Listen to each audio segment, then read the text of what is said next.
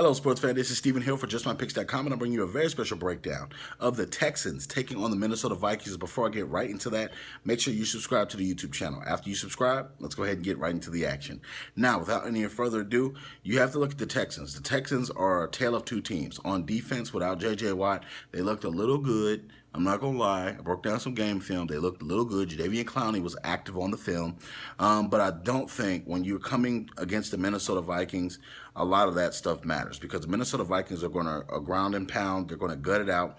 They're going to dink and dunk. They're going to do whatever they have to do because that defense, as long as they're not turning the ball over in Minnesota, the defense is going to be very live and very active. One of the beautiful things that Coach Mike Zimmer does, he uses his cornerbacks almost like linebackers. He sets them free on blitzes. He sets them free as far as how they can play.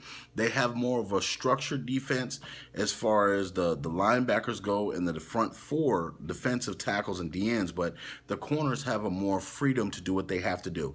You see their corners, they travel across the field. They don't just stay on one side of the field. They're not elite defenders per se, but they play elite style of defense because it's the team defense.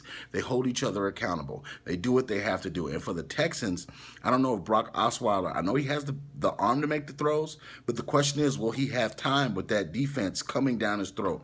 When you look at the defensive line and the purple people eaters up front, they have size, they have strength.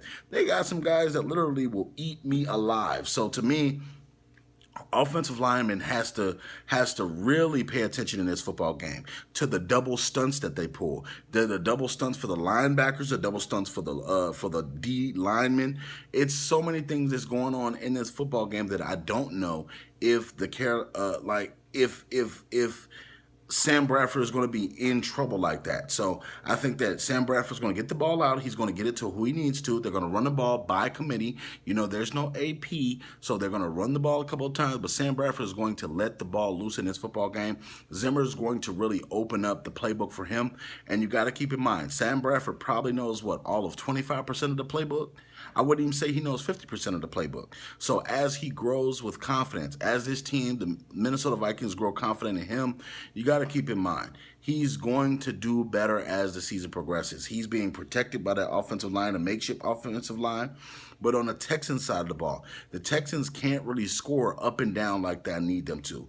I know that they have a couple of good players on offense, but it's not anything that I don't think the Vikings are not going to be able to stop. I don't have confidence in the Texans without J.J. Watt. Even with J.J. Watt with his bad sports hernia this season, they weren't looking good as a Super Bowl contender. So I'm picking the Minnesota Vikings to continue rolling. I just don't see the Houston Texans having enough firepower to put out this hot defense of the Vikings right now. It's just too much good defensive end play, too much good linebacker play, too much cornerback play. These guys shut down Odell Beckham Jr.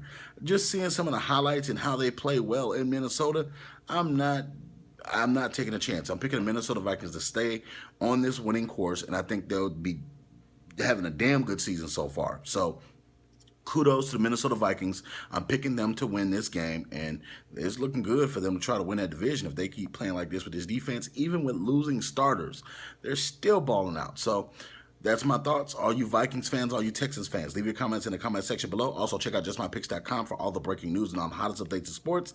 And as always, we thank you for tuning in, and we'll see you next week where we're breaking down some of the hottest debates and games. Thank you so very much.